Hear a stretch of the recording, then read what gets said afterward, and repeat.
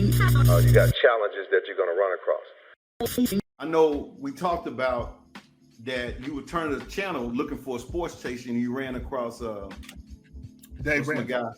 Dave Ramsey. And he was talking Dave about Ramsey opened up a gateway. Dave Ramsey right. opened up a gateway. Right. So tell us how you kind of got into that. Dave Ramsey wasn't the guy that opened the books for you, but he kind of told you how to read the books and what you should do. But what made you get into the reading? And I know when you got in, you told me you kind of fought the system for 6-7 years before you even started reading or something like that. I'm not accurate with that. Yeah, that's about right. I mean, I was reading, but I wasn't reading for change. I wasn't reading specifically. I was reading whatever was given to me. So I value reading, but I didn't know how to use it in my life. So, quick note about influence. I still don't have a credit card. The influence of Dave Ramsey. I still don't have a credit card. Dave Ramsey, yeah. And I still don't have a credit to this day. I don't have a credit. I'm gonna have to get one business credit. I still personal credit. I don't have a credit card. I don't have a credit card to this day. But that's just a side note. The influence. Because the first person I heard tell me about money, give me game on money, convinced me that you do not need credit to make it. You know, that you don't need to go into debt to make it. Now, I know that debt can be leveraged. There is a way to use debt. You got good debt. Now, if I would have listened to Kiyosaki first, I'd probably have all types of stuff going on. Influence is everything. And this and the reason why I bring that up is for this reason. Books are your first mentors. When you suck at life, whatever stage you at, in jail, out of jail, you in debt, you got 18 kids, about 16 daddies, whatever situation you in that you want to change, you lose weight, gain weight, whatever it is, the books are going to be consistent. See, human beings, you don't even know enough yet to make a decision on a mentor. That's what people don't know about change. They want to, I'm going to go sit on the song. Someone said, you don't even know enough because you still suck at decision making. Get the books, get the recordings, and let them give you game and speak life into you. Start reading Proverbs. Get that life into you. That's where it started. Reading Proverbs, getting life into you, being able to understand so you can compare. Start getting that word in you. Start getting word in you. And that word is the word of faith. All faith. God faith. Faith in your ability to be able to control your emotions. I tell you about saturate yourself in child psychology. That's when I talk to doctors that got child psychology backgrounds. I can't say none of big words, but my concepts is on point. I understand the concept. So you're talking about so-and-so, so-and-so. That's right, that long word. That's what I'm talking about. That concept right there. Saturate yourself in that because that's going to be consistent. You can control that. Because, see, the cop-out is, I don't know nobody rich. I don't know nobody doing that. What's all these books for? You're right there. What they wrote for? What they wrote for? You know everybody rich. I tell you, if you don't read no book by a person that ain't at least worth multi-million, right? You know what's going to start happening? Your mindset going to change. You're going to start seeing the world different. I told a class yesterday, I said I had a chance to talk to 3 people that's real live millionaires. Self-made, not like fake entertainer millionaires, sounding about real live, bootstrap millionaires. They all told me the same thing. And then every book I done read, everybody I listened to, because I don't listen to old money now too. That's another thing.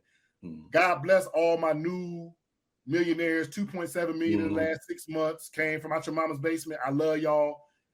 I have decided for my life, you ain't been through enough seasons to coach me or mentor me. If it ain't old money, you ain't been doing it like since like at least the 90s or something. I don't even listen to your stuff no more. So I had to make decisions. I got to feel my way out. They all said the same thing. I told them this. I was talking about recovery. If you don't pay yourself first, you'll never be wealthy. Oh, yeah. I said, I don't care if you're working at Wendy's. That first check is $3.85. Put you $5 right here in the can. Every week, put you $5 in the can. Put you $5 in the can. Even if you get the next, if you build up, you get another job, and that check's $7.80 a week, and you only put the $5. It ain't about the amount. Pay yourself first, then look at your bills. If you do not do that, you cannot be well. And I get it because it's a habit mindset that the job of your labor is to bring in wealth for yourself. Right. If you do not do, because you miss them, this is my pay bills. I'm gonna do 10 next. It don't work like that. If you don't pay yourself first, your money ain't gonna be right. When I started doing that, my money changed. It ain't gotta be a big thing. Pay yourself first. Now, what does that go into? That goes into everything. You can't save the world if you ain't right. So if you struggling with your emotions, you struggling with your weight and all that, you can't lose 10 pounds. Then talking about, you're gonna tell somebody else how to lose 20. You ain't been through enough yet. Right. You've been sober 6 months. Now you talking about I'm gonna help you with the first step. Dude, you ain't been through all the seasons. You don't know what the winter feel like sober.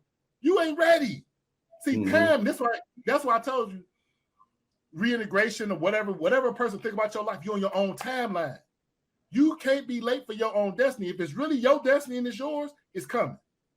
It's coming. As long as you stay focused on it. And even when you unfaithful, God's gonna be faithful. As long as you stay focused, it's your season. You know how much stuff that happened to me in my life that people that said, oh, you should have did it 8 months ago, a year ago, you should did that. And then it happened without me chasing it. It happened without me chasing it because it was time. I didn't know enough. Like now I'm getting a chance to get an opportunity to go back into the prisons and talk to guys and be able to teach my builders. I couldn't do that fresh out the gate. I wasn't ready. I didn't know what I knew now. And I'm going to grow and continue, but I wasn't ready then.